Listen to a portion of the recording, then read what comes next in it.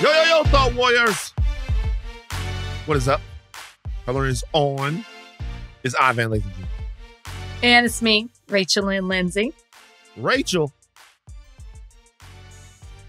Rum buckets. You excited about it? Are you serious? I saw what one looked like. No, now I'm terrified.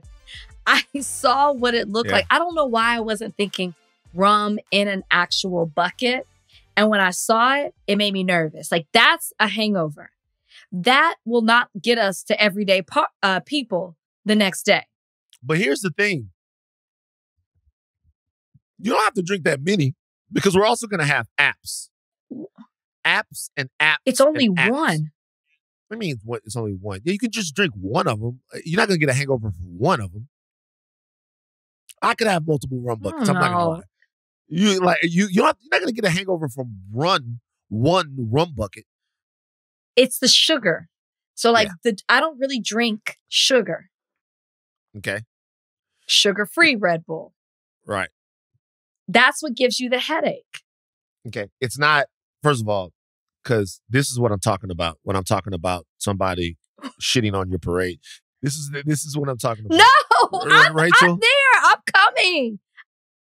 By the way, what you got on? Like, is this is that safe to wear in Los Angeles? You trying to you flagged up? It's What's purple. going on? Okay, so for all y'all who aren't watching, I'm wearing an oversized shirt with patches of different colored bandanas on it. But I feel like I'm safe. That's not like blue. That's like a cerulean. See, and that's a misnomer. That's a misnomer. I would love to ask. No, where's our guy? Glasses? That's not. I almost said Moses. Glasses. I want to ask Glasses what he thinks about this. Because purple, but then yellow. I got yellow, black. Now, I'm not going to lie. In the bottom, I don't really wear this out like this in LA. In the bottom is a red. It's red. So I want to tell you something. It's actually a misnomer that the colors for every set are red and blue, because the Blood and Crip sets themselves, first of all, there are other gangs, but the Blood and Crip sets themselves, the colors that they rep vary a lot based upon the set itself. So you might get some guys from some Crip sets that have purple bandanas. As a matter of fact, there is a Crip set that uses the purple bandana. Some of them might wear orange bandanas. Some of them the color blue is like a color across the board, but they'll rock different bandanas based upon different colors based upon what set they're actually from and not the overall branding of Crip. So nobody's safe. No. That's actually terrifying. Now I'm like, well, I've only been to Sirius XM today, so I'm just gonna lay low with the shirt. I bought it in Texas, so maybe that says a lot. So if you are wearing purple, then Grape Street, the Crips from out of Watts, that's what they wear. They wear Grape Street. They wear purple. You know what I mean? So it just depends. And by the way, that's why it doesn't matter the color. It matters. You got to know where you at. Rachel, it's about time that you tapped in to some hood captains around the city. I'm going to introduce you to some people. I'm not about Why none do I of the need bullshit. to know hood captains? Because you need to know where you at. It would help for you to know where you're at, the different neighborhoods, especially if you're going to be working in the community. You want to make sure that you don't get pressed like a nail. You know what I mean? So, it's good. It's good. Right, okay. All right, fine. Yeah. Fine. It's whatever. You know what I'm saying? It's about whatever. Nobody know. All right, look. We got a packed show today. Packed show. Lots of stuff going on. Okay. Before we get into the show, I have a gripe. I've heard it through the grapevine that there's a possibility that Brian might not be attending Rum Punch Saturdays at Applebee's. Okay. Not because he doesn't want to be there. Apparently, he has scheduled something else, but it depends on the time. He wants to be there. Okay. So I have something to say. Okay. I am starting to get the feeling that Brian is not fucking with me. Okay. That's a huge leap. Excuse me. There's been a recent run of Dr. Abs. You know it's true. Of Dr. Abs not coming to certain events, family events. Brian and I played basketball, and ever since we played basketball, Brian has been incognito, not coming around. What is he not showing up to? Okay, he didn't come to my birthday. He didn't come to your birthday. You're right. What else? Give me something else. And this is another thing that he's not coming to. So I'm putting it on the blueprint right now that Brian needs to shape up, or I'm going to refollow. I don't like you talking about my man like this. Okay, there you go. And see, you know what? I'm actually doing this to bring you guys together so that everyone can see. Please. So that everyone can see that there's a united front. Please. Because I'll go back and follow that Twitter account again. That's what See, you're part of the problem. You're probably behind the account. Just type it away. Would that be funny? What wild shit can I say today? No, it would not, actually. It would not. Rachel, I kind of miss them. I blocked them, and I haven't seen any tweets in a long time. I kind of miss them. I haven't even blocked them. It would be so funny because it would be like, yeah, you guys are talking about Donald Trump on CNN. Donald Trump talks about Melania all the time. Rachel, on the other hand, never talks about Brian, and it's a bunch of bullshit. It was just, the leaps would be so far, and I blocked them, so now they're not around. All right, packed show. Appreciate that. Packed show. So we're gonna go ahead and get started. Look at this, Marquis Mookie Cook. He is in the new film Shooting Stars, which is about the life of LeBron James and his group of friends from Akron, St. Vincent, St. Mary's there in Ohio. I watched it. Decidedly not trash. What? What kind of intro was that? I didn't have high expectations. I thought it was a good movie.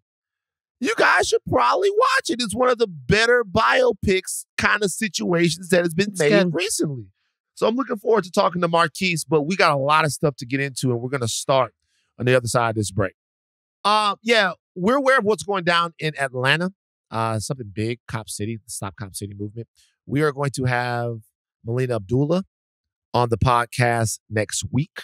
That's going to happen Monday to talk about it, to talk about what Cop City is, why it's a threat to the community there in Atlanta, to the environment there in parts of suburban Atlanta. And there's really been, guys, almost a battle down there in Atlanta to stop the Cop City Police Training Center. People have died. People have died, like protesting this.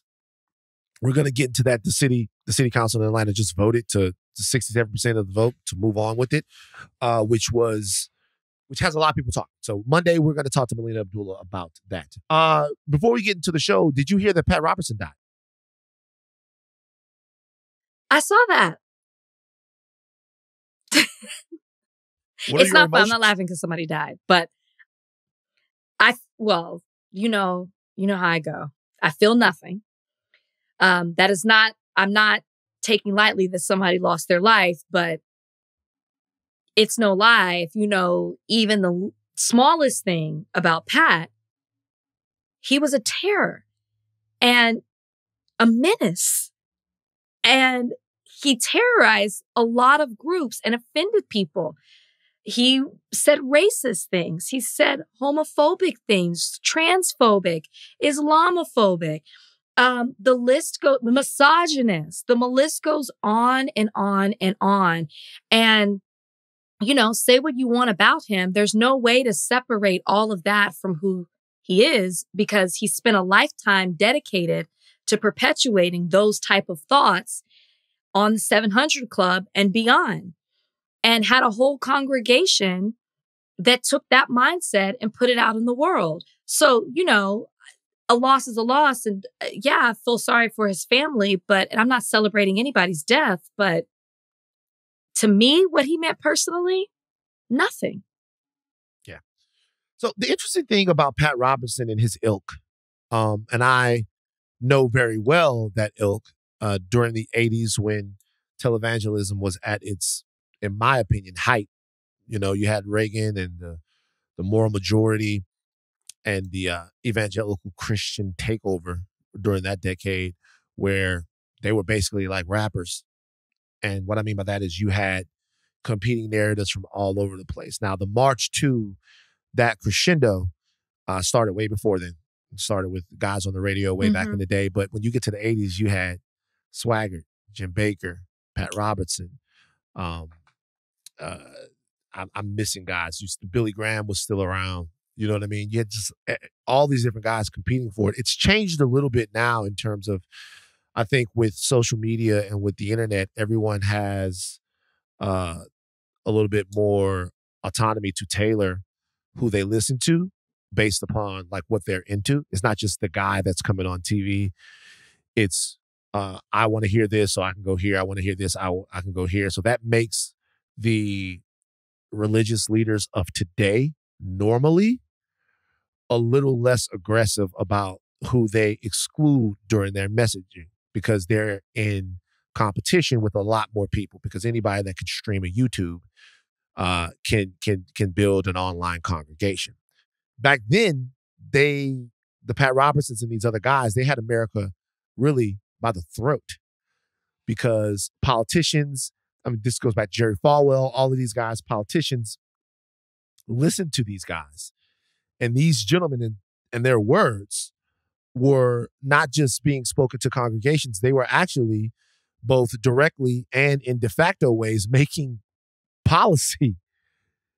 They were making American policy. The religious right and the evangelical right is partly, if not wholly, responsible for Dobbs and what we just saw. So, I mean, look, the death of Pat Robertson, his greatest hits, you know, blamed 9/11, said God did that because of abortion.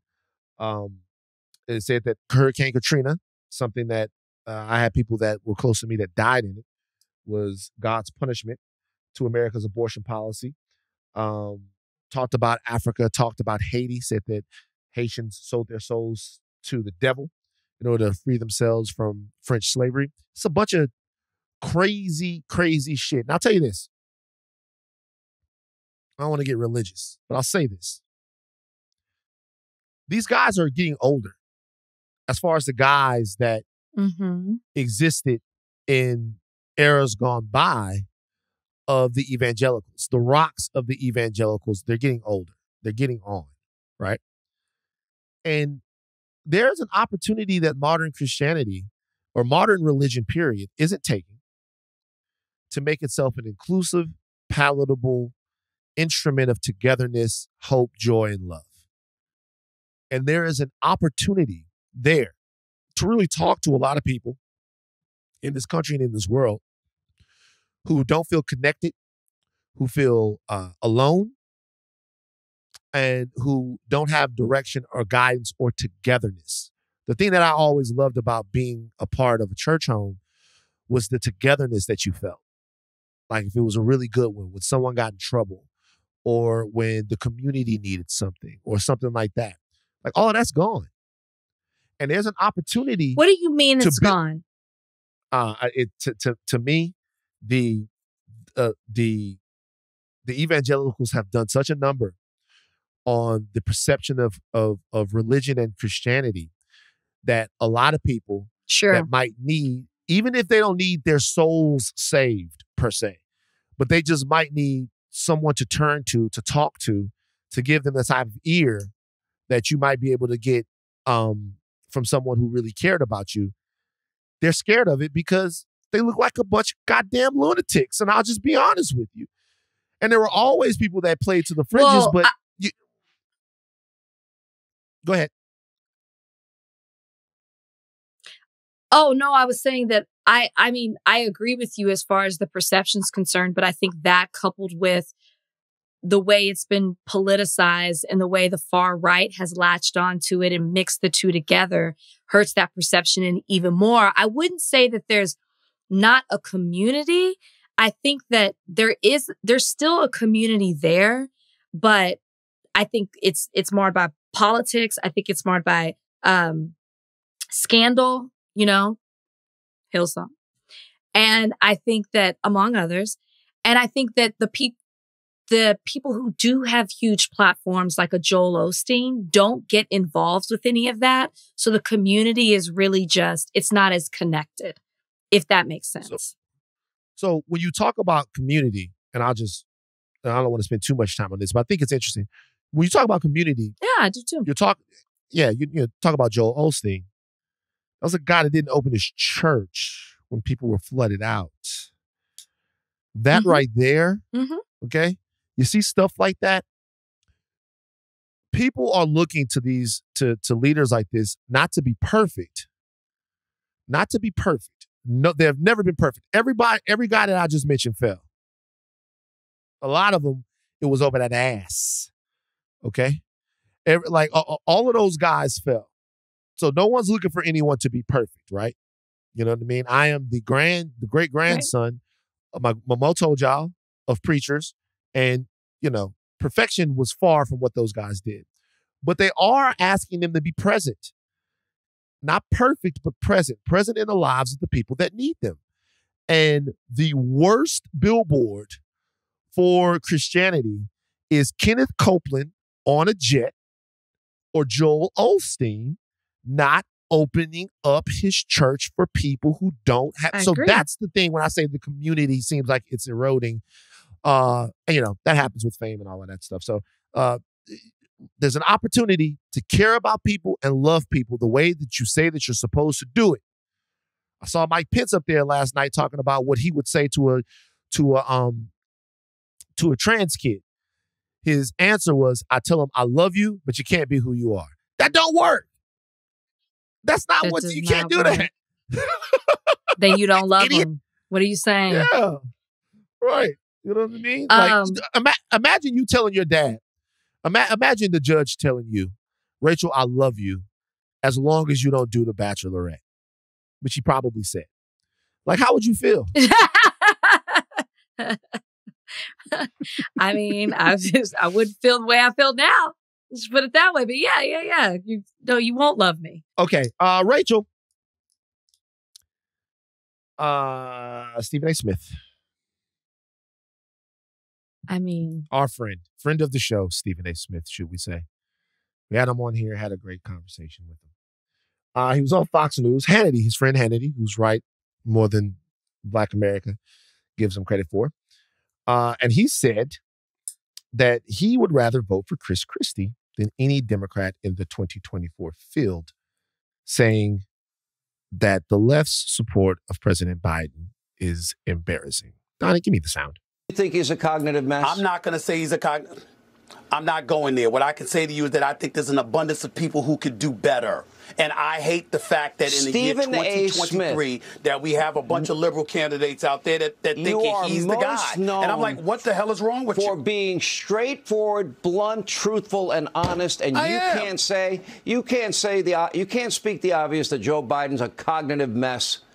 Of course he's a cognitive mess. I'm not going to label, I'm not going to label it that way, Sean. What I'm going to tell you is this. I'm looking at him and I don't like what I see. I'm not impressed with what I've seen. I've been very concerned with what I've seen. And the fact that he's going to be 82 years of age at election time, if he were to win the election, and he'd be in the White House until he's 86 years old, I think in the year 2023, it is utterly embarrassing that the liberal side has him as their best candidate. What does it say about you when that is the best candidate that you can give the left? That is ridiculous. That's not a knock against Joe Biden, more so than it's an indictment against the Democratic Party. Rach, what you got? I mean, am I surprised that Stephen A. Smith went on Fox News or on Sean Hannity, his friend's show? No. I think what does surprise me, or I'm still trying to wrap my mind around, is why he continues to do it and why he's continuing to put himself in these political spaces and spew out things like this without backing any of it up, right? There's no specificity as to why he feels like Biden should not be the Democratic nominee or, running for a president representing the Democrats other than his age.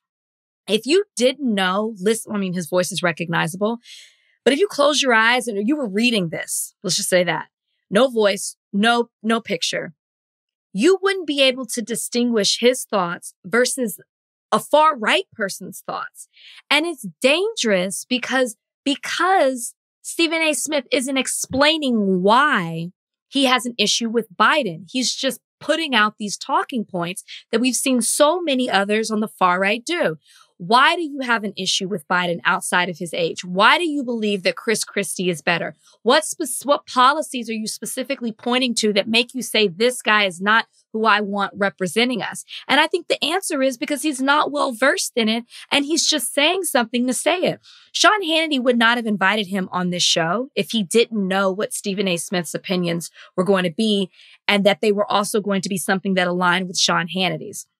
I think what bothers me is something Sean Hannity said when he was talking, and he said, Stephen A. Smith, and you can hear the joy in his voice. And if you watch it, you can see the pure joy as well on his face. He is giddy over Stephen A. Smith coming on and saying this.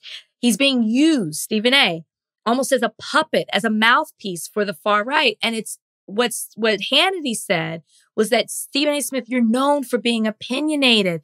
He says things that others maybe are too afraid to say. But the other thing that Stephen A. has built his platform off, which we haven't seen over the last few years as much, is that he established himself as a Black voice in a majority white spaces. And he established himself as someone who stood up and took up for Black athletes or Black causes, whatever they may be. And when you align yourself with Sean Hannity, who's done so many anti-Black things on his show, you got to start questioning Stephen A. Like, what's up? And where do you stand now? Because the Stephen A. we knew from the beginning seems to not be the same one that we've seen in these spaces over the last few years. And it's dangerous. So look, I think the point that you're making about specifics is just spot on. That's an amazing point. That's an amazing point because you want to get into the weeds of why you like Chris Christie. Stephen A. has said before that he voted for Joe Biden in the first election. He said that. So I guess my question to him would have, if this were a show where there was any real desire to get to the bottom of what his thoughts were, or did you not think that he would run for a second term? Or did you not think that if he won that he would bring it back? Or does what you see from, or is what you're seeing from Joe Biden right now, giving you pause about his ability to go 4 more years? So is there something that turned you off about President Biden during his first term? Because you knew that the guy was old when you voted for him in 2020, and you said that you did that.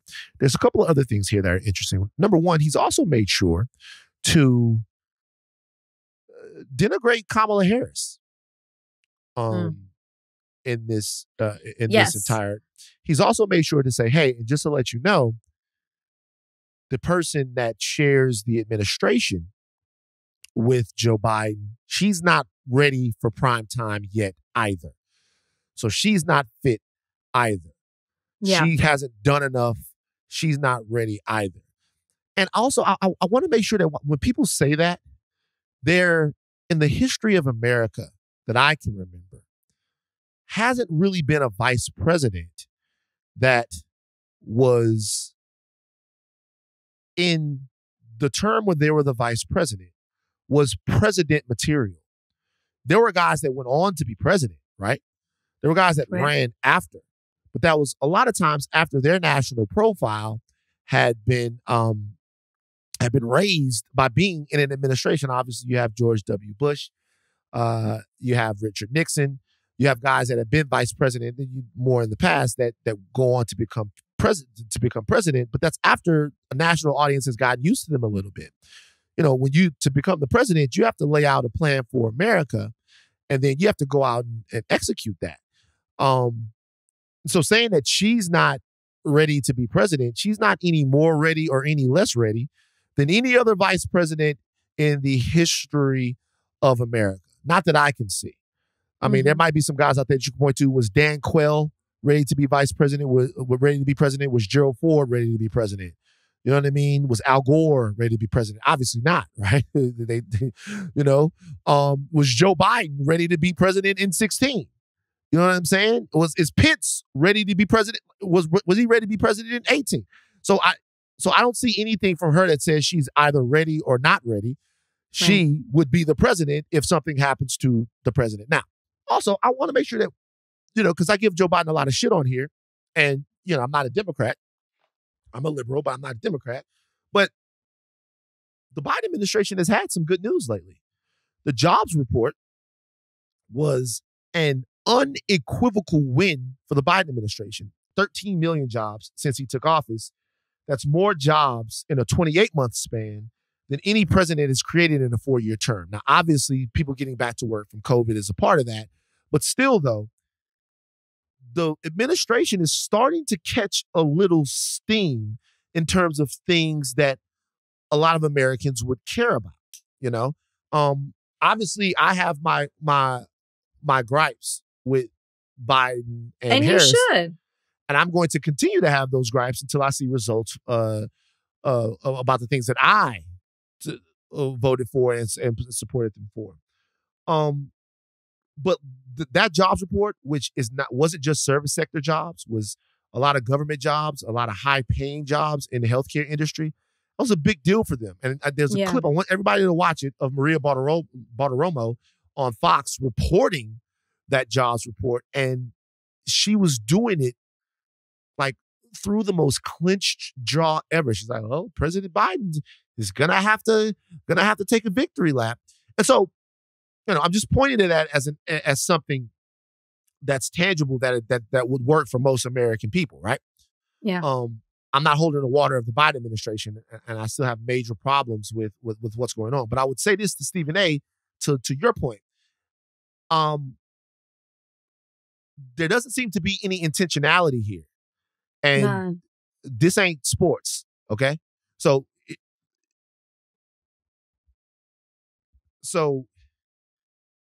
if you're going to get on a show and you're going to talk about LeBron James's legacy, whether or not he has the clutch gene, who the best player in NFL is, you don't have to be intentional. You don't. In my opinion, if you're going to speak to issues, and nobody's perfect. Obviously, I've had moments on this podcast and in my professional career where I haven't been up to the task of talking about a specific issue. It happens. But if you're going to talk about issues like this and become something that then ends up, and say something, shall I say, that then ends up reverberating throughout people here, Stephen A. said this, so maybe you should vote this way. Stephen A. Smith, the same guy that you look at on First Take or on No Mercy, he says this, so maybe you should vote this way. Well, that affects people's lives in a way that sports doesn't. So to your point about what it is that you're saying and qualifying it, there has to be more to what he's doing. There has to be an intentionality to it. There has to be a point. Just saying, Biden looks feeble, the Democrats should bring somebody else, I'm voting for Chris Christie. Like, you're essentially campaigning for Donald Trump because Chris Christie's not going to win. And neither is Mike Pence, and neither is Nikki Haley, and neither any of those people. Something really drastic would have to change for those people to win. And if you eliminate Joe Biden and say that, then you're saying, well, President Trump is pretty much your guy. That's an unfair thing for Stephen A to have to juggle when he's giving his opinion, but it's what we all do. Yeah, I'll even say more to that. By him focusing just on the age of Joe Biden, as if that seems to be the only reason he feels like Joe Biden is not equipped to be the president again for the next 4 years, you're also essentially putting your name, voting for or campaigning for people who are younger. There's an argument to be made that, oh, well, DeSantis is only 44. That's who you're saying he has got time. Because Trump's 76. You're almost rooting for DeSantis too, if that's your only argument. And something that you said about sports, about being intentional. It's interesting because if somebody came on First Take and said, I think LeBron is better than Jordan, I think LeBron's better than Jordan because, basketball has changed over the last 20 years. Just like that. Just something random. Stephen A would never let that sit. He would say, well, tell me why. And he would start spewing out all these statistics and certain facts to prove his point. He does that very well in the sports sector. So why then would you step into the arena of politics and just say something without any type of facts or statistics or even opinions to back it up? What he does in the sports world, he's not doing it when he steps into the political arena. And that's what I find interesting as well to the rest of it. All right. So look, I just got to ask you a question just straight out. We know that Stephen A. Smith has a conservative streak in his body. We know that he does. It's obvious, right? These appearances on Fox News, what he's doing right now. Once again, anybody that's listening to my voice right now, you don't want to vote for Joe Biden. I don't give a fuck. I really don't. I think that some of you, all right, that are paying attention are going to have to make a decision about whether or not you want to turn the country back over to Trump and his people. And that's a fucked up decision, and it's kind of indicative of the position we're in right now as Americans. But, that's fine.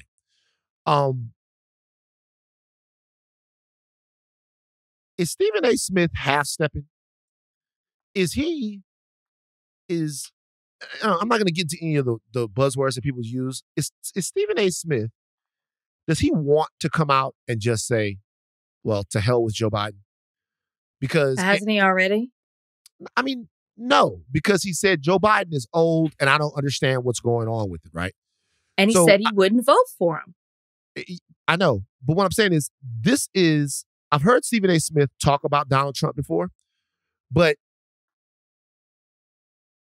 the criticism that he just levied at Joe Biden is more pointed than any criticism I've heard him levy at Donald Trump. He said he didn't vote for Donald Trump, but he did say, when he spoke about Donald Trump, as a matter of fact, Donnie, can you give us Stephen A. Smith talking about Donald Trump? I knew Trump before you used to talk to him. You ever talk to him anymore? No, I don't. I knew Trump before he ran for the presidency. I thoroughly enjoyed talking to him. He was a huge sports fan. He used to throw a lot of events at his casinos and stuff like that. And I genuinely liked him. I didn't know who this guy was running for president. I think he's changed, but I will tell you this. I think when people call him racist and stuff like that, I've never thought of Trump that way. He's not against black people. He's against all things not named Trump. There's a difference. So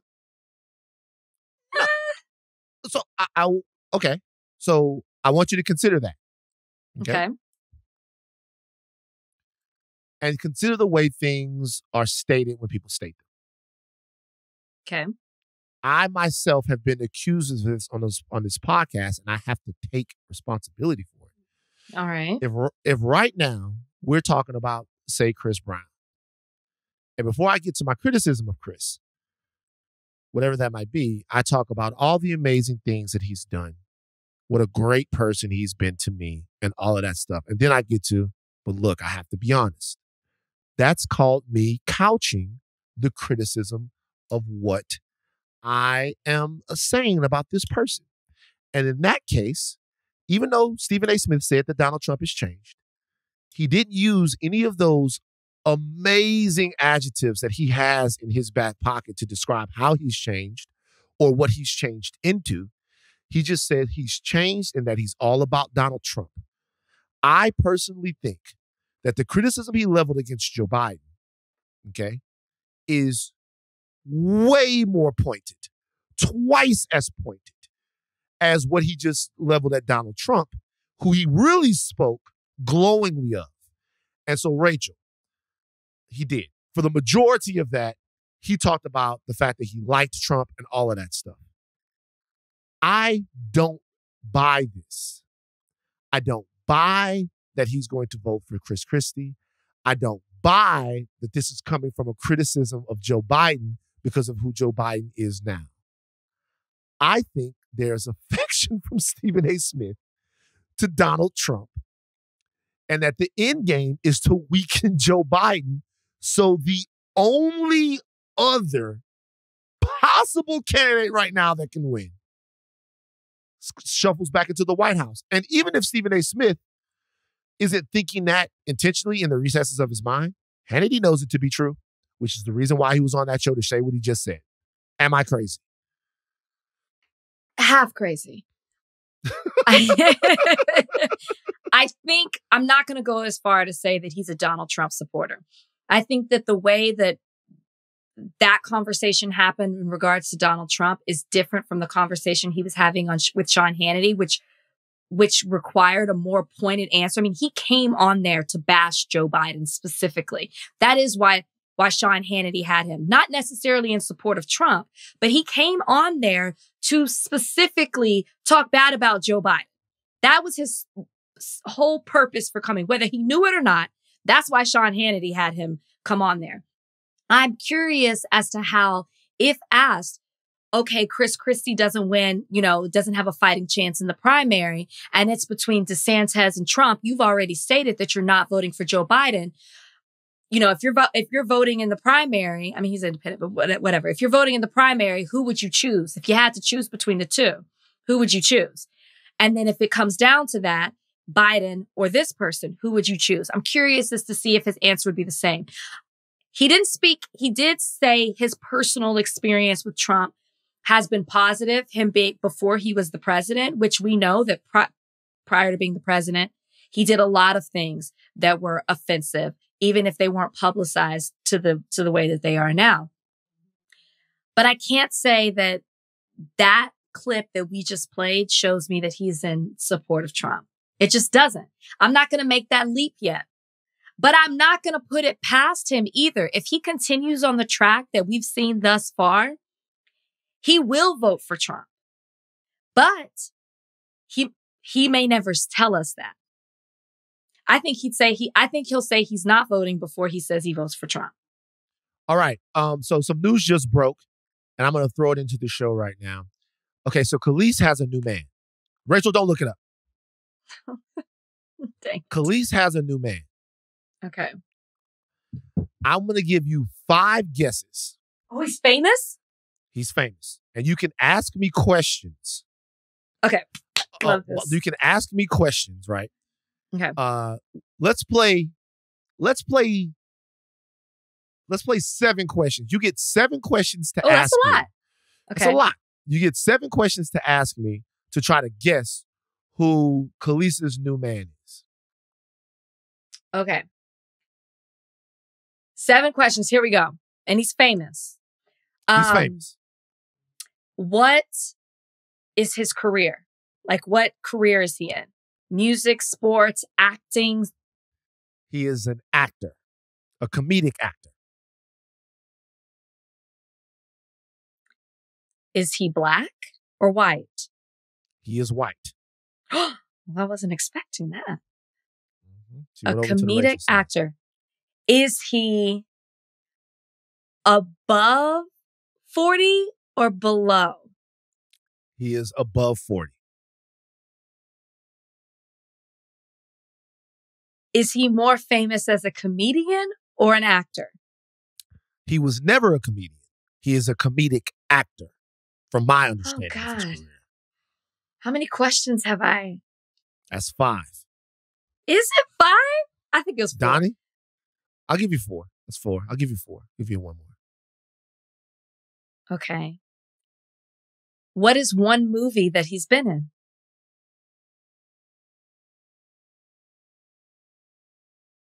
Rushmore. What? Rushmore. That's not fair. Now, I don't know what that movie is. You know I don't know. So I'm asking again. What is another movie that he's been in?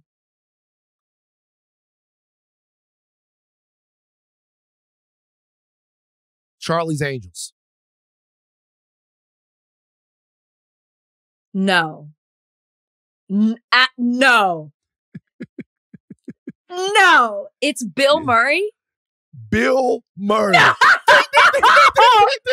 No. Kelis, 43, is dating Bill Murray, 72. They struck up a romance. No. She performed in South London last weekend. And then the rumors sparked, shall I say, after he popped up at a performance of hers in South London. He was also spotted supporting her at some other performances. They were seen together at the same hotel and have been getting close for a while after first meeting in the U.S. They met up in the States. They got the people in the industry talking. They've hit it off. And apparently they were both going through something. They met one another. They hung out. They're having a lot of fun. Besides despite the age gap, they've reached out to both reps. No one has reached back yet. Kelis and Bill Murray, I fucking love it. It's the most random, because I'm like, how would they meet? Were they introduced? I mean, you already said it, but it's like, I wouldn't think they would have anything in common, but apparently they do. Love it. Wow. I fucking love it. I really hesitated to say Bill Murray. Bill Murray. Kelis and Bill Murray doing the fucking thing. I love them. I love it. Good for them. Who's reporting it? It's page 6. Oh, okay. All right, Rachel, there was a verdict that came out from a case that I wasn't really following, to be honest with you. Not really. And people were asking why we weren't covering it here. We talked a little bit about it yesterday, and you actually have been covering, like, what's going on with, Travis Rudolph, ex-Florida State NFL player, was found not guilty. I'm up on the case now, but you've been following it for a while. You've been talking about it. Well, it got brought to my attention in a group chat with friends because I guess the trial was streaming and people were reacting to how outrageous Travis Rudolph's ex-girlfriend was on the stand, how she showed no remorse, how she wouldn't answer questions straightforward. And so I'm like, well, what is going on here? So if you don't know, as I almost called you Brian, as Van said, Travis Rudolph, football player, New York Giants, Florida State, he was recently found not guilty. Now, here's what happened. He was charged with 1 count of first-degree murder and 3 counts of attempted murder. So he was dating this woman named Dominique Jones. She alleged that they got into a fight and he hit her. So she called her brother and his friends and said, hey, or actually she sent him a text message. She said, hey, shoot his shit up, referring to Travis Rudolph. They go over to his house at midnight. 4 men, midnight, go over to his house. There's an argument that happens. I guess there's a fight. There's a tussle that happens outside of the home. Travis Rudolph runs back inside, grabs a gun, starts shooting. He fired 39 shots at the men in their car. And one of them died. The other 3 got away. They charged him with the first-degree murder and 3 counts of attempted murder. It came out later. There was a video, ring, nest, whatever, and it showed that Travis Rudolph never put his hands on Dominique Jones. She was actually the one hitting him, and he wrapped his arms around her to get her to stop. So when she was on trial, she was saying things like, defense attorney's like, hey, you texted your brother and said, shoot his shit up. What did you think was going to happen? And she's like, I meant for them to shoot everything but him. Like, just cold-blooded. This woman's lying. So a lot of people are calling for her to now be put on trial or charged, then put on trial, because those men would not have gone over there if she hadn't lied and said she was hit, and then that they need to shoot his shit up. I'm not condoning them going over there. I'm just saying they went based on a lie. Yeah. So I got caught up on everything that happened with this case. Mm-hmm. This is as bad as it gets. I'll be real with you. Now, apparently, like you said, the argument started off from couple stuff. She gets upset. She had hit him. He testified that she had hit him before, that she was prone to striking him when she got upset, but he never really thought anything of it, just because typically if a woman hits on you, then it's like, whatever, not a big deal. Whatever, she got upset. It's like she hits on you, whatever. But the fact that somebody died right in this situation because she lied and said that she was the victim of something, then she went and had somebody come over to the house armed. He said they got out, and when he came out to try to see what was up, he just got swung on. Then they started swinging. He left his gun in his crib. Right. And he went back and ran and got the gun after he saw them pointing guns. And then he let off a bunch of shots until the threat was put down and he killed somebody. This woman needs to be thrown under the jail. Yeah. I am unaware of any kind of law that's on the books right now to prosecute her. I'm wondering if you could tell me, but like her getting super pissed. First of all, she assaulted him, number one. And then after assaulting him, like subjecting him to domestic violence, she then called somebody who, in my opinion, came over there to kill him, because they came over there, sparked off a physical altercation, and then grabbed guns. Like, there's nothing else for him to think. Because of her actions, somebody got killed. And this guy could have gone to jail for life over this. And they refused to throw it out on the stand your ground law, which you would think that if this dude was white and his attackers were black, they would have clearly used stand your ground to it seems like a clear-cut case of stand your ground, especially when you have a text message from her saying, go over there and shoot his shit up. They're cooked. Yeah. There's nothing that can happen to her. Her name is Dominique Jones, like you said. She needs to go to jail. I don't know what the charge would be, but I think there's an argument that her text message and the words that she used were that was a weapon, right? Like and I'm not saying, listen, like those words, shoot his shit up. There's gotta be something that gets her charged for that. It's wild that somebody lost their life. But I will also say this, the stand your ground thing is really interesting and problematic, because the reason that so many people get off under this law is because it is so general. You just have to believe that your life is in some type of imminent danger and that you have to use force to defend yourself, because whatever is happening, you feel like you might lose your life. You feel like there's a threat. So to me, even if there was no gun, right? Because it's Travis saying that there was a gun. The 3 men who survived said they never had a gun. So even if that's an issue, 4 men coming to my house in the middle of the night and attacking me, which is proven, to me, that's imminent. That's imminent danger, right? Like I'm in fear of my life, and you're allowed to use force, even deadly force, if you feel that. That's the law. So to me, this should have been thrown out before it even went to trial. And the fact that it wasn't, I do believe, was tied to race. If 3 black men came to a white man's house and did that, and that white man shot them, I really believe in the state of Florida, or under most stand your ground laws, he would have gotten off. Now, I will say this. I feel like a lot of people that were calling us out about discussing this, it wasn't a lot of people. It was a couple of people that are like, why have you guys talked about the Travis Rudolph case? I think that there's some thought that maybe we wouldn't talk about this because the woman, who happens to be a black lady, clearly lied in this situation to me.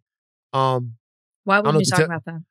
I think there was some thought that there was an agenda, Rachel agenda. So I believe black women can get away with murder. I believe black women can do no wrong. That's why people thought we weren't talking about it? No. This woman is extremely problematic. Her words got that man killed. No, she's a criminal. She needs to go to jail. Okay. She knew what she was doing. Like, she wanted to hurt Travis. She wanted them to hurt him, shoot his shit up, put him in danger. She's got to be charged for something. Hopefully that she will be, because a man lost his life, and somebody should be punished for that. And it should be her. It could have been two people that lost their lives. One lost their life, their soul up in the pearly gates. The other one could have gone to jail forever. So, man, and when you watch the when you watch the testimony there, and I watch Travis Rudolph testify, to me it was clear that he was telling the truth.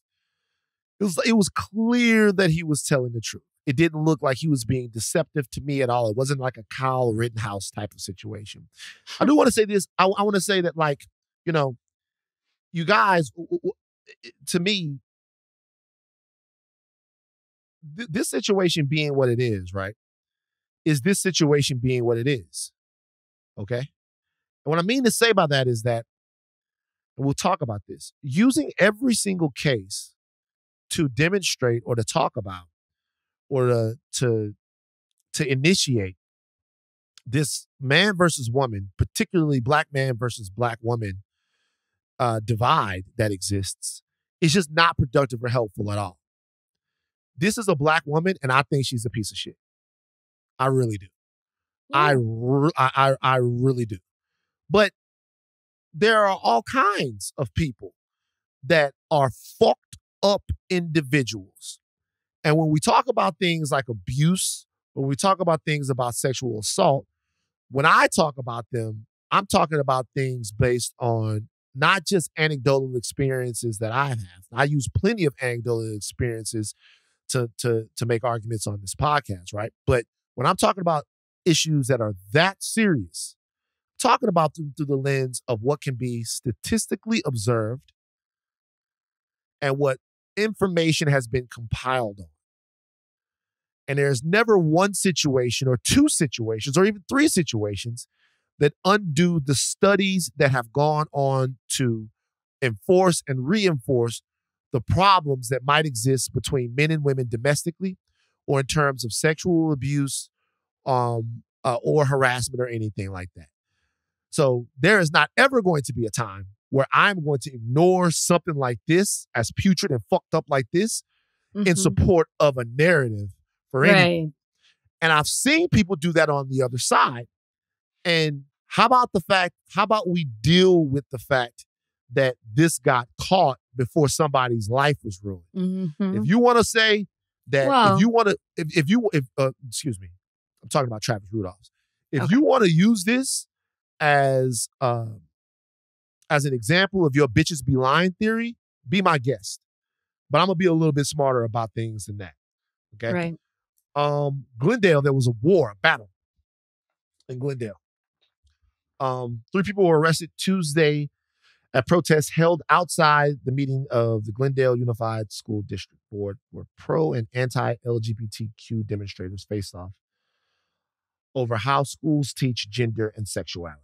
Law enforcement declared an unlawful assembly after fighting broke out outside the building. The situation temporarily disrupted the meeting, which was about an hour into. They were having public comments, and things got out of hand. There was an agenda item calling for recognition of Pride Month, which board members unanimously approved late in the evening. Protesters clashed, and people were chanting outside, "Leave our kids alone." Last week, protesters violently clashed at a North Hollywood elementary school over a Pride-themed assembly. This fight, this identity wrestling match in America, seems like it's going to the mattresses, Rachel. Your thoughts? It's not going to stop. And I think that, like, when you look at exactly what the school district's trying to accomplish here, right? There's a statistic that shows that 25% of high school age students identify as LGBTQ+. So the school is trying to be inclusive and make everyone who feels a fourth of their students feel seen and heard and that they're supported and that they're valued. All right. Why should anybody have a problem with that? Because statistics also show that those youth that identify in that way are at a higher risk of experiencing homelessness, of being bullied, attempting or dying of suicide, or struggle with mental health issues. So what the school district, because LA Unified voted and this passed through, but what Glendale was doing was piggybacking on that and voting to acknowledge the month of June as Pride Month. We have so many months that acknowledge people and their accomplishments and their history. And the month of June does that for the LGBTQ plus community. So they wanted to do that. And there's also talk about inserting it in the curriculum, which if a fourth of your population of students, more so just like having, Van, you're just making a face. You're making a face because I'm not making the face because you talk, that's what people are talking about his kids around. You talk about inserting something in. See what I'm saying? You're trying to, that's what I'm talking about with the agenda. Nah, that's the agenda, man. Nah, that's the agenda, Rachel. That's the agenda right there.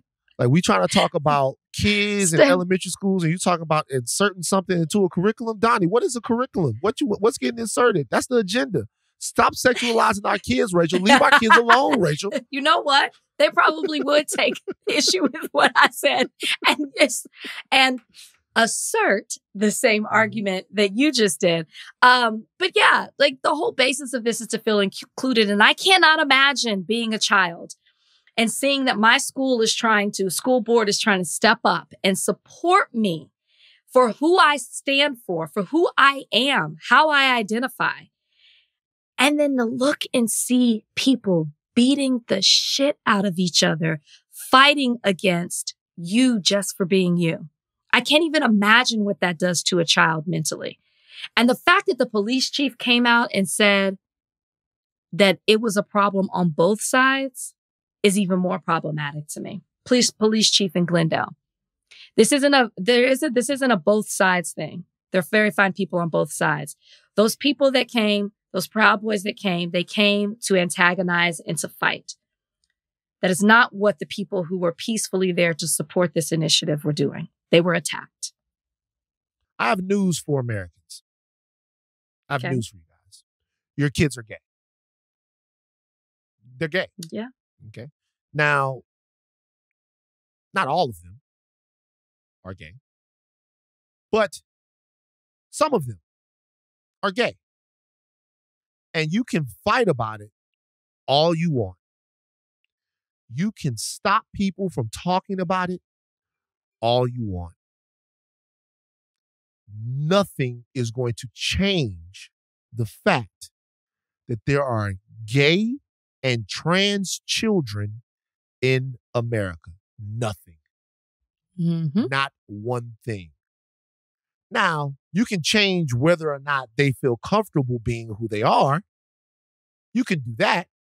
And you can have people living lives of quiet desperation and solitude, torturing them for the one ride they have on this earth, not allowing them to be who they are. But even a lot of those people are still going to find a way to express themselves sexually by what's really inside of their heart. Or they're going to find a way to express what they really feel like gender-wise. It's going to happen. The choice that's being made right now to oppress people, thought and expression over what they are and who they are, it's not going to work. You're not going to de-gay somebody who is gay any more than you can gay up a straight person. The choice that you're choosing, the choice that you're making right now, isn't between gay and straight. It's actually between life and death. It's actually between suicide and having a great high school experience. It's actually between living at home with supportive and loving parents and running away. That's the decision and the choice that you're making. Mm-hmm. This fight is the most ridiculous fight of any fight that we have. We're having a fight over who people actually are. Exactly. Look, this is an anecdote that I'm sure you've all heard before. There are more left-handed people now in society than they ever have been, right? Rachel, why do you think there are more left-handed people? I think there always have been left-handed people, but back in the day, they used to like train you or be upset if you were left-handed. Ding, I ding, saw it happen in ding, my own family. motherfucker. Ding, ding, ding. Guess what? My co-host is a genius. Obviously, when you remove the stigma from something, people feel okay expressing it. If you guys are trying to fight enough to where certain men aren't going to want to lay down and lick other men, or certain women aren't going to want to have scissor time with other ladies, I'm telling you right now, it's not going to work. What we should have is a society that is based on respecting each other, and not just respecting, because that's the baseline. Celebrating who we are without threat or injury to us. Mm-hmm. I'm looking at all of this stuff. In Florida, in Texas, you can't ungay somebody who's gay. I remember the first time I saw a bra strap in the 7th grade. Like I'm on the bus, and I look down I will go over to read something, get something from Ryan, and I look at girl's shoulder, and there's a bra strap. You know what my mind said? What? There's some titties under there. And I thought to myself, I remember this moment so crystally clear.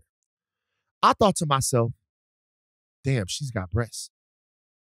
Like, she has breasts for real. Like, before that, breasts were a concept. It was something that you saw on TV, right? And I thought, she's got breasts, which means she has a butt, and you could actually at some point have sex with her. And for a whole summer, I thought of nothing else. That's where your mind went? Yeah. Yeah, that's the way our minds work. So you guys don't even know. My mind did all of that in a half second. My mind did all of that in a half second. My mind did that in a half second. Like a half second. My mind went all the way. Like, I went from seeing her bra strap to her and me having a family. My mind went to that in a half second. Whole summer, my life had changed. There's nothing that you could do to talk me out of that. And that's happening all over the world right now. And I'm telling you right now, all you're doing is executing your children and your neighbor's children and your neighbor's children. You're putting them to death, and you're kicking them out of the house onto the streets is what you're doing. You're out there fighting like a bunch of fucking idiots over who somebody actually is. I'm sick of it. For what? It's over. Motherfuckers are gay. Get over it. We have breaking news, but before we get to it, I wanna shout out an organization that is really all about supporting youth who identify and are a part of the LGBTQ plus community. It's called Camp Lightbulb. You can read more about it on camplightbulb.org. But it invites youth from 14 to 18 to come to a summer camp. And you can come from all over the world. They have people from Europe, United States. They all come to either Los Angeles, Provincetown, New York City. You can get up to 100% financial aid to go. And it's this amazing organization that, you know, is a place, as Van said, where you can be celebrated. It's filled with fun, pride. You can have friends, because a lot of times these kids are lonely. I do some work sometimes with Camp Lightbulb, and I was talking to a mother one time who was expressing how troubling it was for her son at one school, and how an administrator said to her, listen, you're probably going to have to homeschool him. And instead, she was able to move him around. He gets to be moved around to a couple of schools before he found his people, his place, before he felt included, before he realized he wasn't alone. Well, at Camp Lightbulb, you can find a myriad of people like this. You can find your people. So camplightbulb.org. Go there, tell somebody about it, you know, so we can make our youth feel loved and seen and included. And I'm telling you guys right now, support organizations and places like that. Pay attention not just to whether or not your elected officials tolerate the LGBT community. They can't just tolerate them. Mm-hmm. You don't want to be just tolerated. You want to be celebrated. All right? Everybody have a fantastic Pride Month and stop killing your kids. Rachel, what's the breaking news? All right, breaking news. This is being reported from Caitlin Collins. Donald Trump just took to Truth Social, and he is saying that his attorneys have been informed that he has been indicted. Now, you've been following this on the news, print, whatever. We knew this was looming. We knew that this was coming. There's been a lot of things that have been coming out in regards to it. So this is what Donald Trump tweeted exactly. Tweeted. What do you call it? Truthed? What do you call it when he puts it on social? He truthed it. Truthed? He truthed I don't know. it. I'm not sure. He said, the corrupt Biden administration has informed my attorneys that I have been indicted, seemingly over the boxes hoax, even though Joe Biden had 1,850 boxes at the University of Delaware, additional boxes in Chinatown, D.C., and even more boxes at the University of Pennsylvania, and documents strewn all over his garage floor where he parks his Corvette, and which is, quote, secured by only a garage door that is paper thin and open much of the time. He said that he went on to say that he's been summoned to appear at the federal courthouse in Miami on Tuesday at 3 p.m. What's funny is what I love about that is the description of the garage door. What if it had been a better garage door? You know what I'm saying? It's a paper thin garage door. He would still say this. What if it had been a garage door that's like more fortified? You know, I don't know. I don't have a garage. So maybe in Louisiana, everybody turns their garage into an extra room that we could like drink daiquiris in and play spades in. Like motherfuckers don't keep their garages. So I always get caught up on the dumb shit when I'm reading Trump shit. I just like, and look, a paper thin garage. Like, I just wonder if it had been like a steel garage or some kind of special garage if it would have been different, whatever. Okay, so I guess the question is, and this is very fresh, very new. The question is, what does this really mean? And if Trump is indicted, does it hurt him politically? CNN sources saying that he's indicted with 7 counts. I think that an indictment was expected. The question is the timing of the indictment and what it means for the election. I don't think that anything will happen that precludes Trump from running. He's not going to be tried and convicted before then. And I don't know if anybody cares, but I think right now, if you're Pence, Scott, Haley, and Christie, your PACs have to be working overtime right now to try to DeSantis as well. Excuse me, that's the main one, to try to injure Donald Trump. How do you feel, Rachel? I mean, Donald Trump has been indicted. This is the second indictment. At this point, we're kind of becoming numb to it, right? We know that there are these 3 separate things: Georgia, Florida, New York. We know that they say the New York one is the weakest case. We know with the boxes and also with what went down with in Georgia with him trying to change the votes, all of that. We know those are the stronger cases. So, I mean, to be expected, we knew it was coming. I don't know if I thought it was going to come this quickly. But yeah, I think it's just something we have to see what happens. It's like you said, what I don't know is if things can be expedited because of who he is and what he is on a path to. I'd be very curious to talk to someone. Can they expedite all of this because they don't want him to run in the primary and then possibly represent the Republican Party in the national election? I don't know, but I would be curious to talk to someone if that can happen. So, of course, this is Trump's violation of the Espionage Act, which prohibits gathering, transmitting, or losing any information respecting national defense. Violating U.S. Criminal Code known as Section 793. So, violating the Espionage Act, Code 793. Look, here's the thing. I'm looking to get more information on what the potential penalty for these charges could be. I'm assuming that all of that information will come out. Of course, you guys remember 100 documents bearing classified markings in a set of 15 documents that the Trump administration had and were asked for and refused to give back. So everyone remembers, obviously, there's been a string of document situations that have gone on. Pence had some. He talked about it in his disastrous town hall that they did with CNN on Wednesday night. It's terrible. It's an idiot. But in the situation with Trump here, there was an effort from the DOJ to get these documents back because they were of specific importance, and Donald Trump resisted. Like, he didn't want to give this stuff up. There's a little bit more intentionality and choreography in Donald Trump's his want and need to obstruct justice here than it was in the other two guys. I'm not, when we were talking about Biden and Pence, and even they talked about Barack Obama, and some stuff that was found in his library. I don't know why presidents would have classified documents that would end up at their residences. I think that either there's mistakes going on or guys don't want to know where certain cigars went. I don't know what's going on. Okay.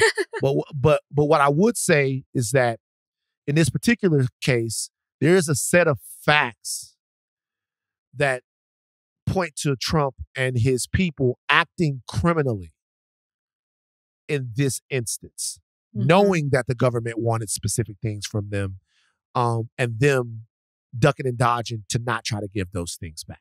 So we'll see like how this stuff works and like what that private call that we still don't really know exactly what was said on that call, that recorded call about Donald Trump talking about these classified documents. But I mean, this is going to be all that you hear about over the next couple of days. So we'll double down on our coverage of it on Monday, try to get somebody in here to give us an expert opinion of what this means for not only Trump, but for the election. This is literally just happening as we are doing the podcast. And it's almost as big a news as Kelis bumping bodies with Bill Murray. It's amazing. Okay. We have one more topic, but before we get to that topic, I want to throw to this interview right here with Mookie Cook, who plays LeBron James in the brand new Peacock movie Shooting Stars. It's a good little movie. Guys, go check it out. Mookie's got a big decision to make in his life. Am I hooping or am I in Hollywood? This is next. Okay, so the movie is Shooting Stars. It's about a young LeBron James and his group of friends over at Akron St. Vincent St. Mary's High School. They took over the state, and then LeBron went on to take over the world. We have Marquis Mookie Cook, who plays a young LeBron, joining us today on Higher Learning. Mookie, how you doing, bro? I'm doing good. How are you? I'm doing good, man. Okay, great. First question. You got to play LeBron. You're playing LeBron in this movie. The first thing that you do when someone tells you you're going to be playing LeBron James, how do you prepare to play the king? Man, honestly, I don't think there's really much you can do, man, besides just your best effort into it, man. It's LeBron James. Just that, we watched a lot of film. We watched, the more to the game, and especially just being around other great actors helped out. This is your first film. Congratulations. You would never know. You're quite the natural, I have to say. How did this come about for you? Because did you ever see yourself acting? How did they choose you? Like, lead us up to how you got to play LeBron. Nah, to be honest, I never even thought about acting ever. So they had this dude named Jay Hip, like right hand man to the director, Chris Robinson. He had him go out and watch EYBL basketball. At the time, I was playing with Oakland Soldiers, and then I guess he came across me and was like just watching my game, and he was like, "Man, like I kind of see it. I can see the LeBron in you." And then I got a couple months after that, I got called to go audition in LA, and then it pretty much went from there. The rest is history. Yeah, I want to ask one more question about the movie. Okay, for you, what was the hardest thing to get used to in terms of being on set as an actor? As a new actor, you're in a movie. A lot of people have done it before. What was the hardest thing to get used to?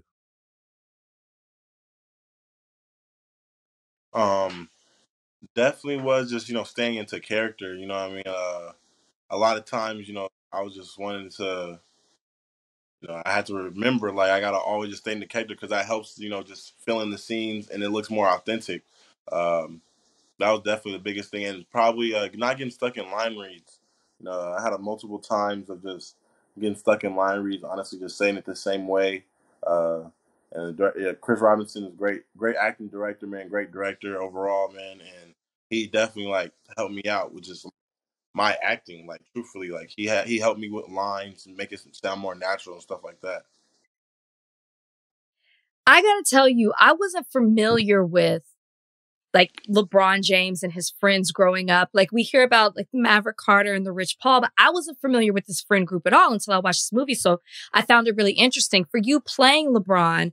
And I'm sure, I don't know if LeBron was on set, you can speak to that, or if even like the friends from the friend group were, but what is it that, because people got strong opinions about LeBron.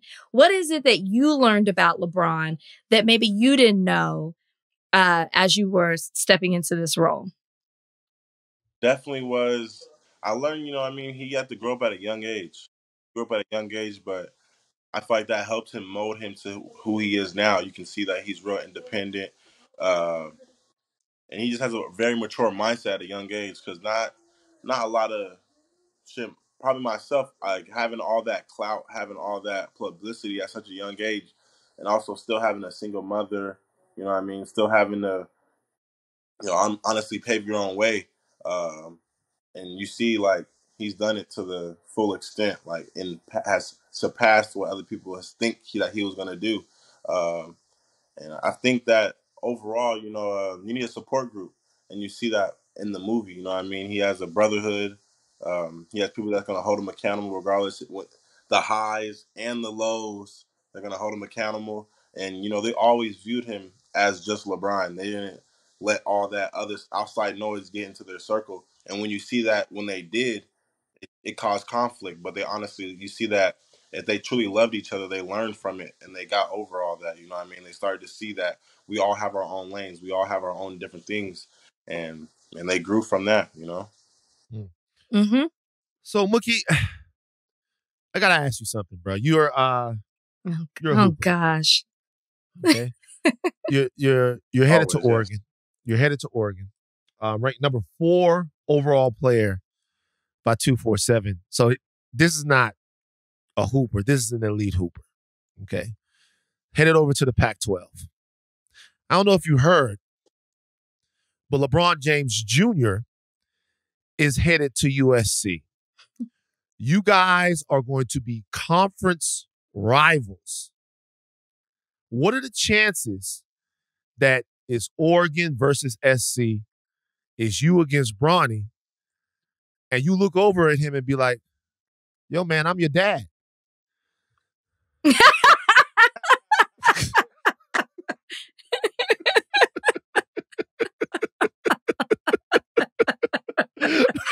Hey, no lie though. I think Ronnie laughed because I played with him before. I played 7th, 8th grade, freshman year too.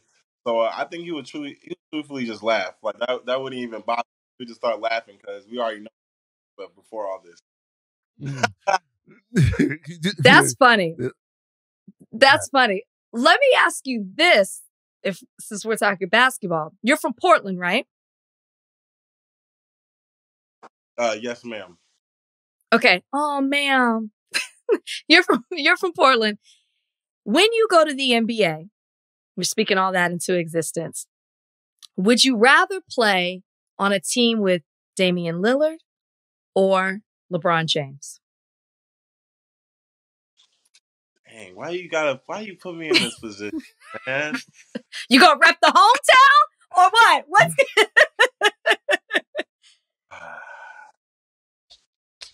Dang, I know Dame, man. I know Dame. I think like anybody gonna say LeBron, like it's LeBron James.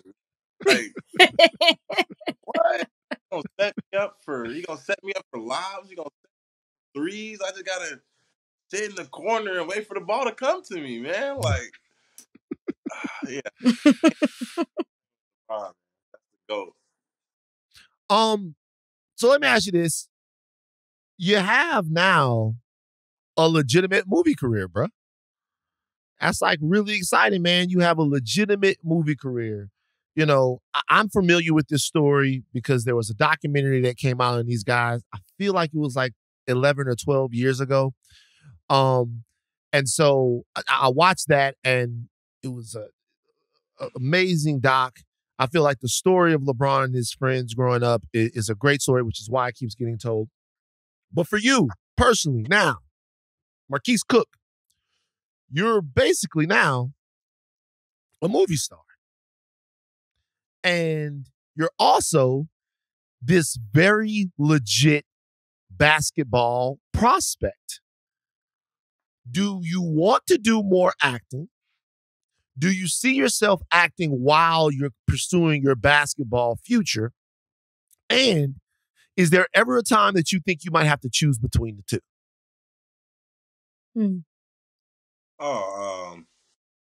I think, yeah, definitely I see myself acting still, definitely, yes. If it doesn't conflict with none of my basketball, like this movie did, then of course, yes. And yeah, if I'm being honest, I gotta choose basketball. That's always been my first love. Like, you know what I mean? It just a great opportunity that, you know, this door opened for me, and I was blessed to be able to, you know, act. And now, I guess I was okay at it, you know what I mean? So from the public eye, you know what I mean, I can continue to do it. But nah, yeah, basketball, first and foremost, basketball will always be my first love. Basketball will always be first. But if I can do another role and get another role, man, that would always be a blessing. You know what I mean? Why not be able to do both? Why not keep two doors open? Absolutely. You know what I want to see for you? I want to see you. You co-starred with Caleb in this. I want to see you in Stranger Things. Would you do that? Raw. Hell yeah. That would be raw. Yeah. That'll be dope. Be raw. We're going to manifest that. Yeah. There ain't no rule to say they can't have two black brothers on that show. Get two of us on there. Why not? In the friend group? In the friend group, y'all could be in the upside down together. All right, man, look. The movie is Shooting Stars. It's on Peacock, brother. You're succeeding, man. I like it, you're doing your thing, young man. It's amazing to see you, a top 5 prospect who also has a starring role in a movie. It's like a Ray Allen situation all over again, brother. Happy for you, man. And good luck next year at Oregon. Thank you for joining us on Higher Learning today, brother. Nah, my man. Appreciate you so much. Appreciate y'all. I like Mookie, man. He gotta use my line though.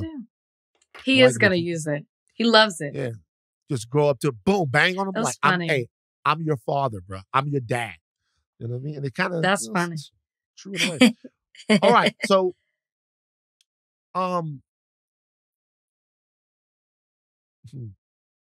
something happened on Twitter yesterday.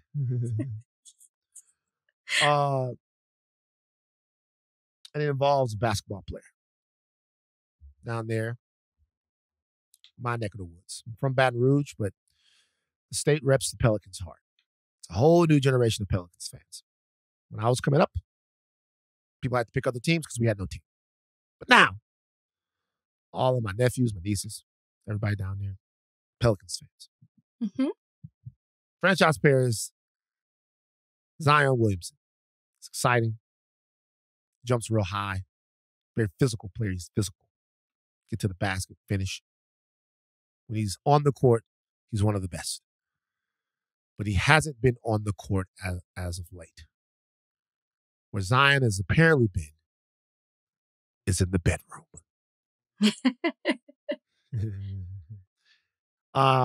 Zion and his girlfriend, Akima, announced that they were expecting a baby. I think this was Tuesday.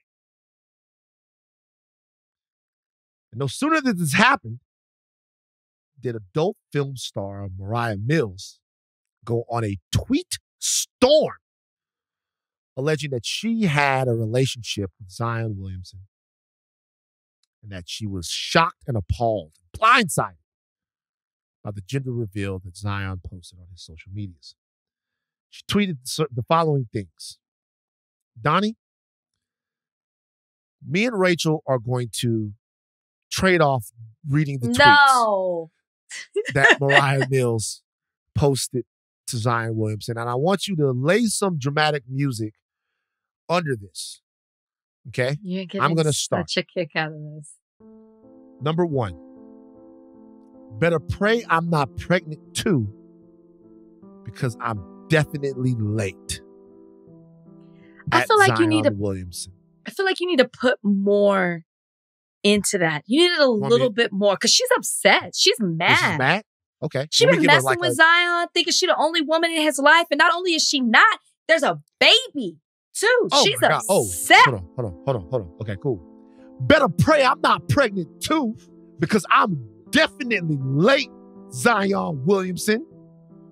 Okay. I was with you last week in New Orleans. I can't believe you had me doing this. I was with you last week in New Orleans, and you couldn't tell me you had a random thought pregnant after all I've done for you, Zion. I let you fuck me so many times without a condom, and this is what you do to me? A hood rat that does CPN?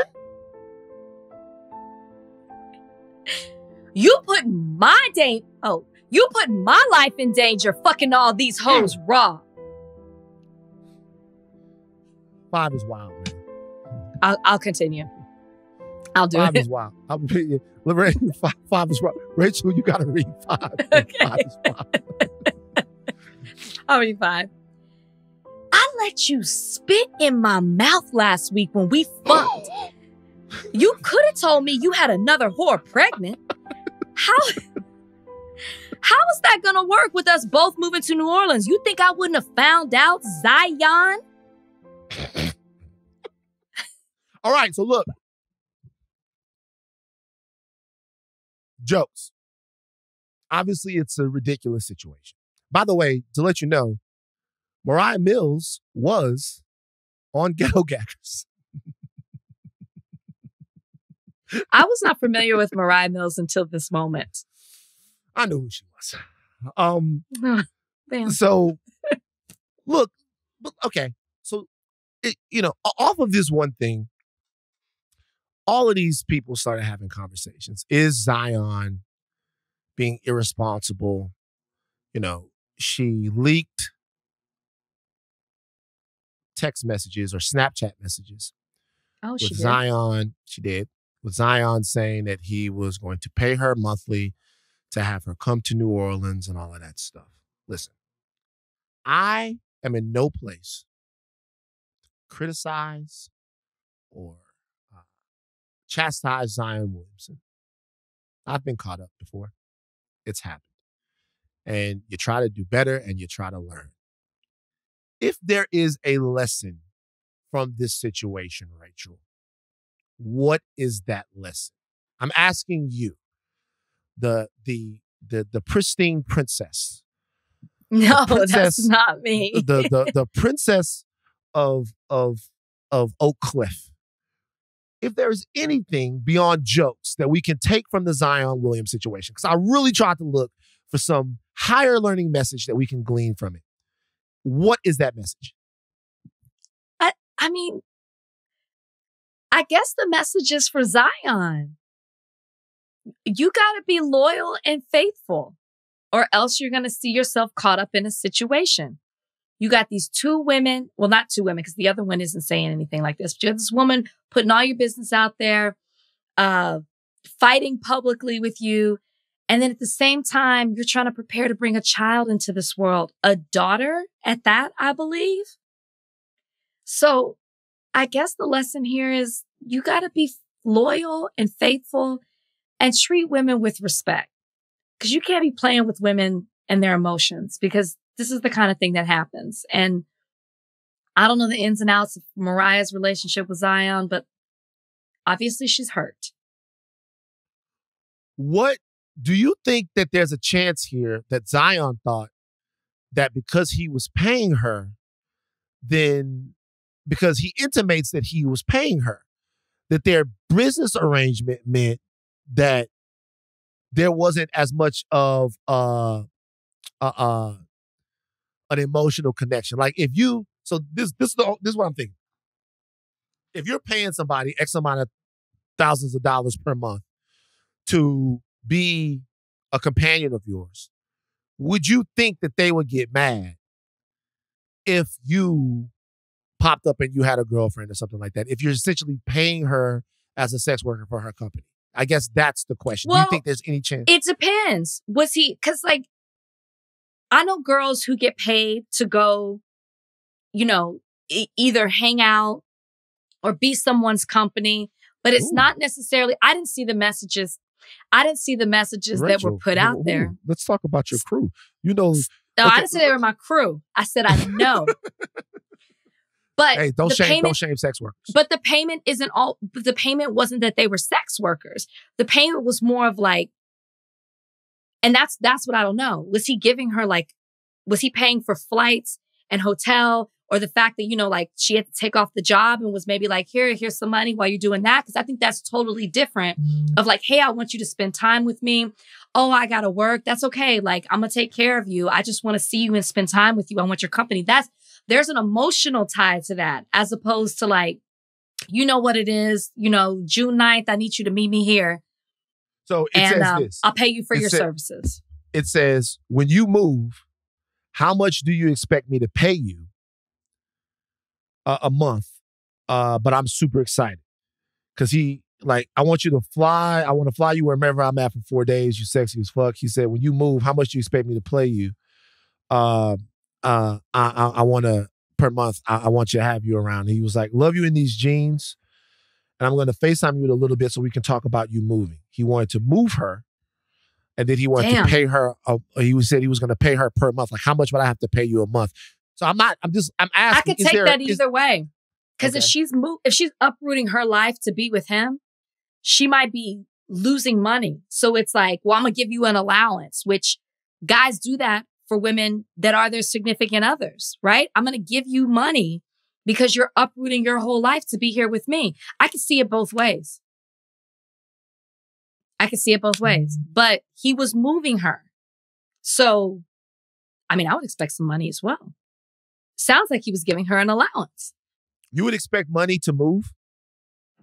If I'm moving for you, I want moving. Just like if I was moving for a job, I would expect for them to give me moving expenses. Tell you what, Brian better have his ass here's the at question. Applebee's He's moving on her Saturday so we could talk. Wait, he's moving her, but this is where you ask the right questions. Maybe she didn't want to know everything. You're moving me. Am I moving in with you? How am I living? I don't know. I'm just asking. That's what I would ask her. She went hard, man. Like and I'm not in any way, I have absolutely zero dog in the fight. Like she went hard. She seemed to be she was upset by what happened. She's embarrassed. She probably was telling people I'm moving to New Orleans to be with my man Zion. She's embarrassed. Yeah, well, there you go. I mean, look, she did mess up the bag. You feel like she messed up the bag? Well, he was clearly going to move. He knew he had a girlfriend and he was getting her and that she was pregnant. They just announced it. He's been known. He was still trying to move her to New Orleans and fly her out to hang out with him 4 times a week. So let me tell you why I don't think she messed up the bag.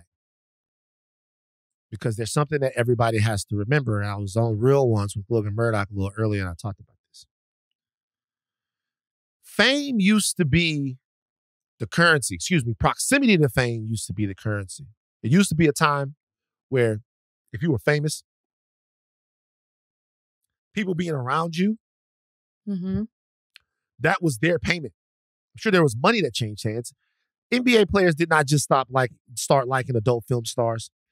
Guys did not just start dating ladies that they meet in the club. It's been happening for whatever, male and female.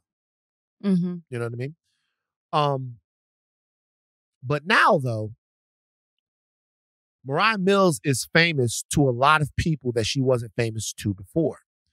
So there's always a trump card of somebody being able to take a step forward in their career. Because I'm telling you what's happening now. You know, there are going to be Zion Williamson porn parodies with her in it and some guy coming in like he's Zion Williamson. There's opportunity for her, not unlike some other ladies that we've seen talk about people who they've been with and it worked out for them. So the money that he was giving her, I'm sure was probably substantial, but she might get notoriety in her career in a way that she didn't have before by talking about the fact that she's with him. Now that brings to me, and that to me is one of the things that, for sex workers out there, this is part of the reason sometimes why people judge, because it seems as if the discretion and all of that other stuff, but it doesn't seem like that was the situation here. I don't even want to talk about that because it seems like there was something more to it here.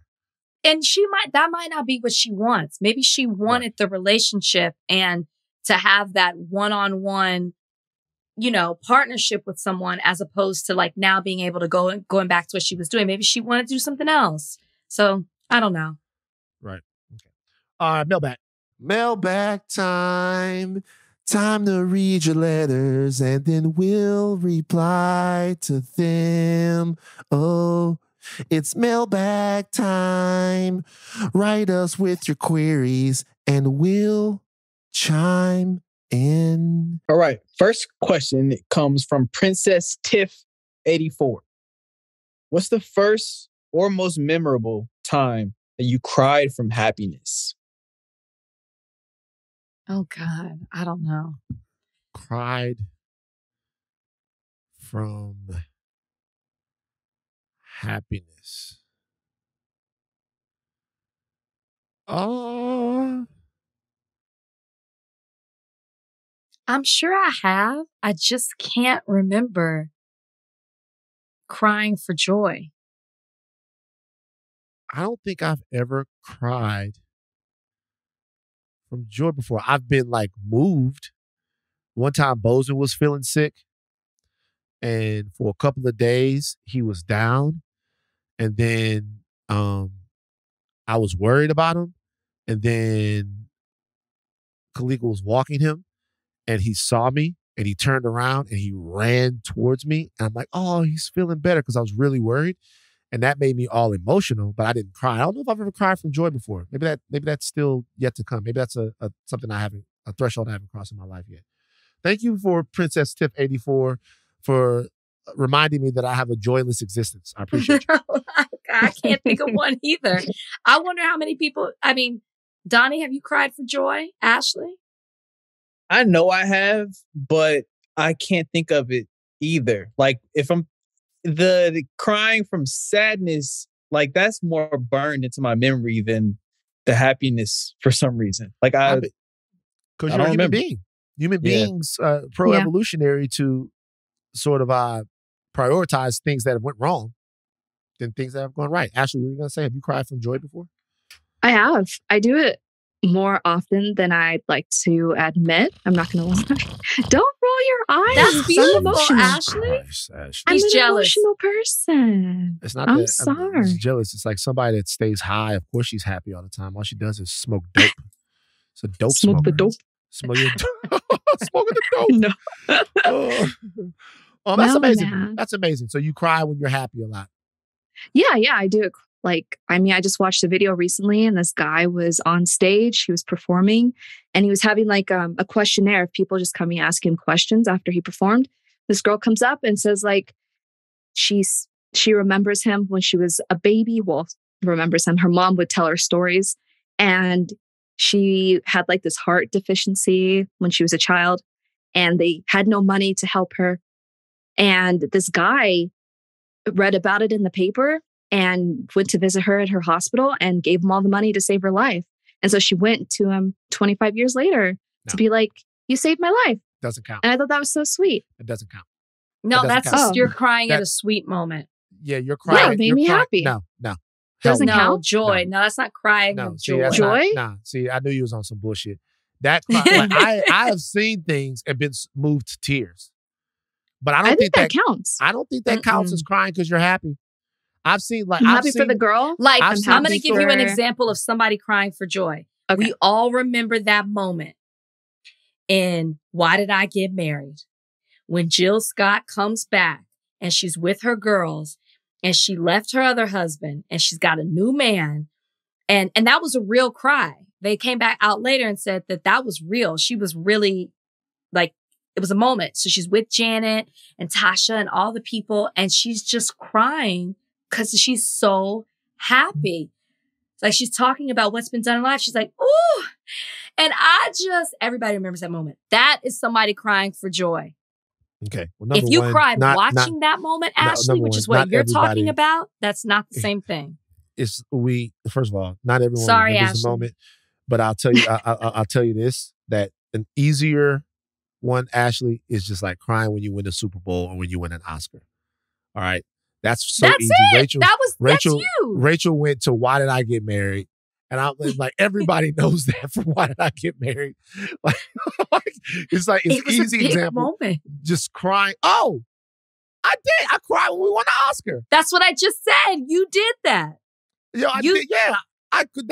That's your answer. I cried when we won the Oscar. I cried out of sheer happiness, overcome with joy. I cried when we won the Oscar. There you go. All right, cool. We got to that. That was a good question, Princess Tiff. That was a good question, Princess Tiff. Princess Tiff, I love you. All right. One more or two more? Okay. I don't know what to name this. Is the name of the person? They say they're asking Rachel, can we get Rachel's arm workout routine? Double question marks. I'm really going to disappoint y'all. It's hereditary. My mom has these arms and she's 67.